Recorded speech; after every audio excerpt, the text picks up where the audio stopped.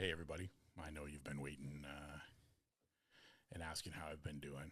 I'm set up here with the Harlow Avant Mini Max and the Osmo Pocket 3 now as my webcam. Uh, I went through it. I'll just get right started. A few weeks ago, I guess a month ago, I got a small saddle sore from riding my bicycle. 2.5 millimeters in diameter. Thought nothing of it. Had hundreds of them over the years of riding bikes. Treated it. Thought I had it under control. Rode to work Friday. On the way home from work on Friday, it was really painful. Didn't think much of it. Thought maybe I just needed to take it easy on the weekend. Woke up Saturday with an extreme fever, vomiting. Again, thought it was just a bug. Family'd been sick, so I thought it was my time. And Sunday, same thing. In those 2 days, I slept 46 of 48 hours, which I never do, even when I'm sick. Monday came, felt a little better, but stayed home from work just to make sure. Tuesday came, same thing. Whatever day, I guess Wednesday was the 29th. I could be off by a couple days here. A lot of it is still quite blurry. The 29th, my son came home from work and he goes, "Dad, you stink. You need a shower." And I was like, "Yeah, probably. I've been laying on the couch for 5 days, sweating, and I couldn't just get cool. My body was overheating like crazy. A little bit of hip pain, but nothing. I didn't feel anything else. Didn't think of anything else." Wife got home, same thing. "You need a shower." "No problem. I'm gonna go have a shower. Maybe it'll make me feel better." Ran upstairs, didn't run, walked upstairs. My hip was bugging me, and went to get in the shower and looked in the mirror, and on my inside of my thigh from my groin towards my knee, about 6 or 7 inches down and 11 inches across, and about 4 inches pushed out, 3 to 4 inches pushed out, I had this weird, crazy swelling that I'd never seen in my life. Obviously panicked, called my wife and asked her to come upstairs and take a look. She went white as a ghost. She was instantly on the phone, 911, get an ambulance. We waited for an hour and a half. Decided it'd probably be wiser, thanks to a couple of her friends, Tia and Vince. Thank you if you ever see this. Appreciate everything you guys did. We were told to get me in the car and get me to the hospital immediately. So we rushed to the hospital. And in my town of Langley, the hospital here is notorious for being insanely busy, insanely slow. So we checked in at the emergency entrance. About a half hour later, I got called up by the intake nurse to take my vitals and finish off the paperwork. We gave her all the information, and then I said, "Hey, do you want to see it? Like, I can pull my shorts up as far as I can to let you see this, because it's really bad and it's really painful, and I don't know." You don't know. Like, I'm a man. Like, we don't worry about that stuff, which is the stupidest thing in the world. Because from now on, I'm going to definitely put my health first. So I showed her. Her face changed. Within 10 minutes, I was having blood cultures drawn. I had blood taken. I was hooked up to an EKG machine. And within a half an hour, I was in a isolation room in the ER. And then they started me on saline. I was extremely dehydrated. I was telling my family I can't hydrate myself. I've drank water all day. I've tried Gatorade. I've tried this. I've tried that. Nothing was sticking. My body was very, very sore and very dehydrated. So they hit me on saline. I can't remember just the big bags, whatever they are. I went through the first one in half an hour. In total, I had 17 bags of saline over 5 days. I got moved the next morning into another room in the ER in an isolation room. This one, at least I could control the temperature, so I could keep it cool enough that I could function, sort of. I was very out of it. If it wasn't, well, I'm not even going to sugarcoat it. I almost died. I was falling asleep. My heart rate dropped to almost nothing. I would hallucinate. I would have crazy dreams about 80s commercials. I'm not sure why. I would come out of it laughing. And I'd be like, oh, well, weird. I'd be told I was only asleep for a couple minutes. This went on for 2.5 to 3 days. While they were pumping, at one point, I had 3 different antibiotics on a nonstop rotation because they were waiting for cultures to come back to tell us exactly what we were dealing with. There was lots of talk of flesh-eating disease, a lot of talk of just all sorts of stuff that I had no clue. And it came back. It was a strep A / staph infection. So they were fighting each other for the most real estate.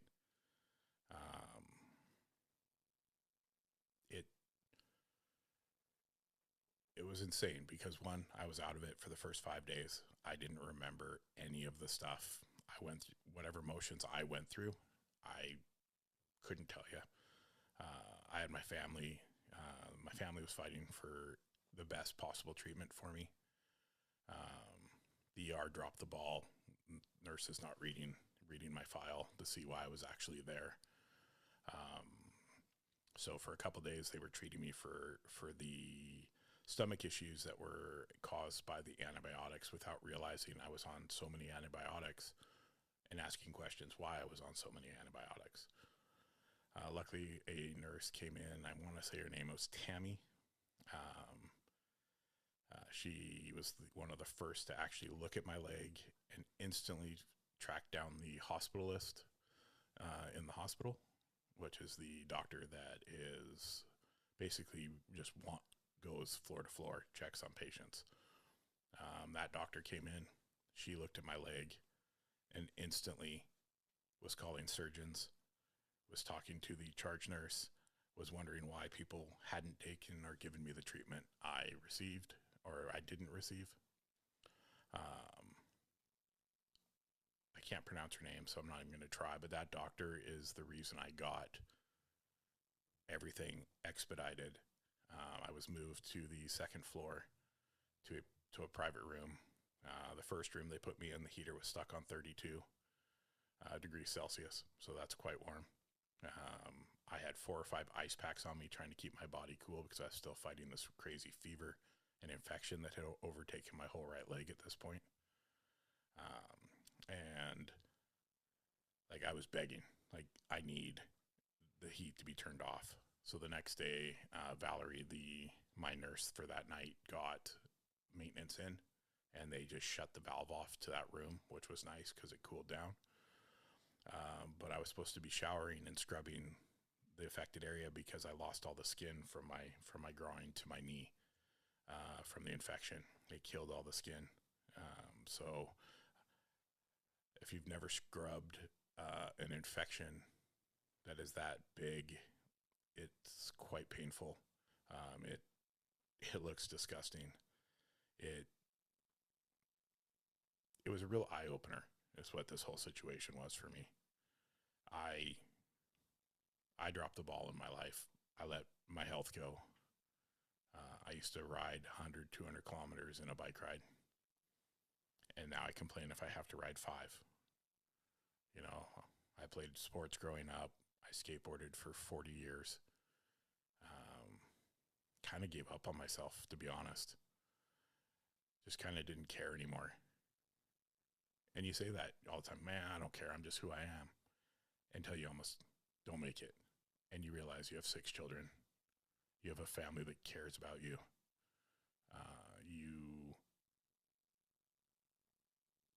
You get everything put in perspective pretty quick. You know, I'm fortunate that as much stress and strain I've put on my company that I work for. I have a job still that I can go back to, not till December 10th. This ordeal started in October. I spent 3 weeks in Langley Hospital. Every single nurse, doctor, surgeon that I saw on the second floor in my room was amazing. Every single one of them cared. Every single one of them checked on me because I wasn't allowed to leave the room. I had a no contact order. So really only my family and close friends were able to come and see me. I couldn't even tell you how many milliliters of antibiotics I had. I was on 9,000 milligrams, I want to say, or milliliters a day for 21 days once they figured out about the staph and strep A. So my concern was this being a long term. Am I going to have this problem anytime I get a sore? Because some of you know I started commuting by bicycle.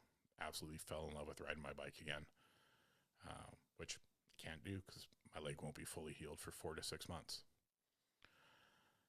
Doctor said, no, this is the perfect storm. We carry the strep A and staph virus on our skin, all of us. And they just happened to decide to fight right at that sore. And it went in 24 hours from nothing, because I had not noticed anything the day before, to what it became. 21-day ordeal in the hospital.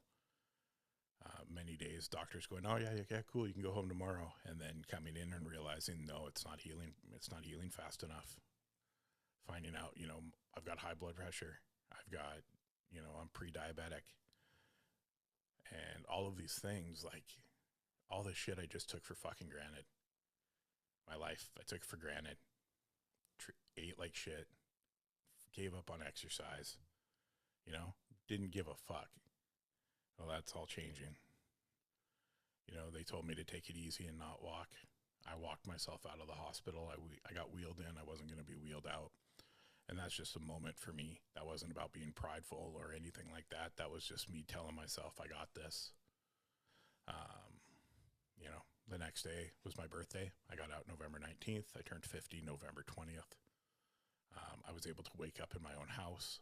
I was able to celebrate my birthday with the children and my wife that live in my home still. I was able to have conversations with my other daughters, who are, one's away at university, the other lives with her family. And that was pretty fucking cool. It's all I wanted. The doctors all knew all I wanted to do was be home for my birthday. So, and I got told, you got 2 more weeks here. You need to take it easy. I couldn't go anywhere. I couldn't even get a cup of coffee. I couldn't even go downstairs to the cafe. So everybody, my son, when the dinners were, whatever the dinners were, and I'm not super picky, but like, let me tell you, the meals in there are not going to cut it. So my son would bring me dinner. After the family ate, he would come up and see me for an hour or so and bring me dinner. We chat about his day and whatnot. My mother-in-law was dying for a coffee. Next thing I know, she's running through the door with a coffee and a yogurt parfait and a cinnamon bun to just like lift my spirits a bit. Because when you sit in a bed, or you sit in the chair, the lounge chair in the hospital room, and that's all you can do for 3 weeks, you lose tons of muscle mass in your legs. Your body is sore all the time. I don't want to cut anything out, but there's parts like waking up with tons of your dead skin falling off, and you get to a point where you just want to blame everything and you don't want to go on. You just kind of want to give up. Why did this, woe is me bullshit. And I had those moments. I had a few of them. All in all, I did really good. I was very, I was the easiest patient, because all really for the last 2 weeks, all it was antibiotics, probiotics, blood pressure medication. That was it. That's all the time I saw my nurses. I got known as the ice princess because I would eat 1 liter pails of ice, just ice cubes, like they were going out of style. But the last 3 or 4 days, I realized how lucky I am. How lucky I am to, one, have made it past the point where they weren't sure. How lucky I am to have the ability to restart my life. How lucky I am to have a family that dropped everything to be there with me. To work for a company that wants my health to be priority number one. To have a support and following with my Life of Vice podcast that stepped up to help me when I needed it most. I am forever grateful for every single one of you. Whether the podcast continues and people still continue to enjoy the work I put out or not. The people who have become my friends, have become fans of my work, who have honestly given me over the last 3 weeks much brighter days. I appreciate you all. So what I learned from this ordeal is I'm taking nothing for granted anymore. I'm no longer going to dismiss little things that could cause me major issues. I've got a nutritionist. My whole diet is changing. I definitely don't want to become diabetic. I definitely don't want to die because I'm overweight. Really, I'm just going to take my life back. So all my bad habits, I'm going to cut. I'm going to, well, one, I wish I could ride my bike because that means the most to me currently.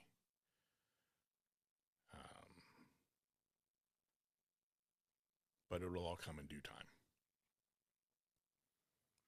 So I've got 6 months. I walked, first day I was home, I walked 200 steps. Legs hurt like crazy. Second day I was home, I walked 2,200 steps because I want to prove them wrong. I don't want to be away from work till the middle of December. I need to get back to work. I have a family to support.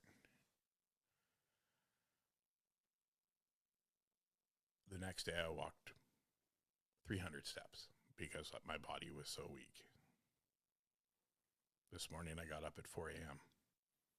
I was able to make coffee for my wife, which is my favorite thing to do every morning. I was able to go upstairs and talk to them, which I need to be careful because the skin is very sensitive and tight right now because it's all new. I was able to do laundry. I was able to bring laundry down from upstairs and down into our basement where our laundry room is. These are all funny little things to people because we take them for granted. But man, I was able to walk. I'm able to walk. I was able to avoid surgery. I didn't need to come home with 100 different pills. So all I can say is don't take your health for granted, ever. It's never too late to start. As I sit here in my area that I've spent hundreds of hours editing podcasts, editing photos, trying to figure out how to edit video. The Osmo is going to be my vlogging camera. Being re-energized into my creative outlet because I have nothing to do for another 3 weeks except for go for walks. I drove a car for my first time in a month yesterday. All these things we take for granted. I had to go to the pharmacy, drop off my prescriptions. And like these little things that you take for granted that you hop in the car and go do. I had them taken away from me. Getting up and having to suck up your pride when you have to use a little toilet seat and then have somebody come and empty. or the times you're alone in that hotel or hospital room and you have to fight your demons because you suffer from trauma. And your demons always tell you, you can't make it. You're not strong enough. You're not good enough. You don't deserve to make it. But this time I did really good because guess what? I deserve to be here. And when it tells me now that I'm not good enough or I can't make it or I'm not strong enough, it just makes me smile and I say, watch me. I do that in life when people doubt me, people underestimate my abilities. I love to prove people wrong. So going forward, the podcast is going to stay the same. It's going to stay the same philosophy. We're going to talk about the connection between creativity and mental health. We're going to hear the story of the guest and maybe a little bit about what gear they use. I'm not really interested in the gear anymore. I want to hear the story. I want to get to know the people. Because true conversation and authentic communication is such a bonus and a blessing.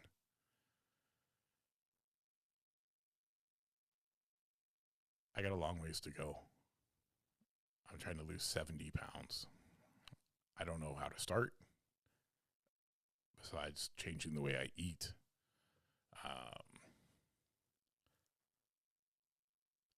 But I can't wait to show everybody what happens when I become who I am and become back to healthy, back to being able to, sorry, my mic is being weird. Back to being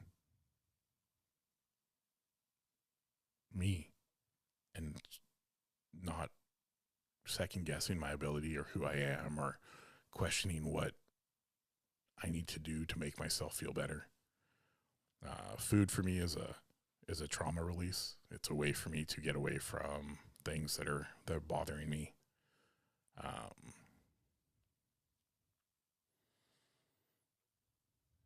The abuse I suffered as a child,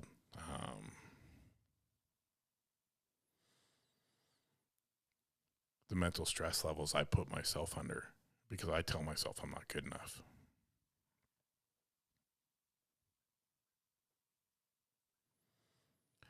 But man, the world needs us all.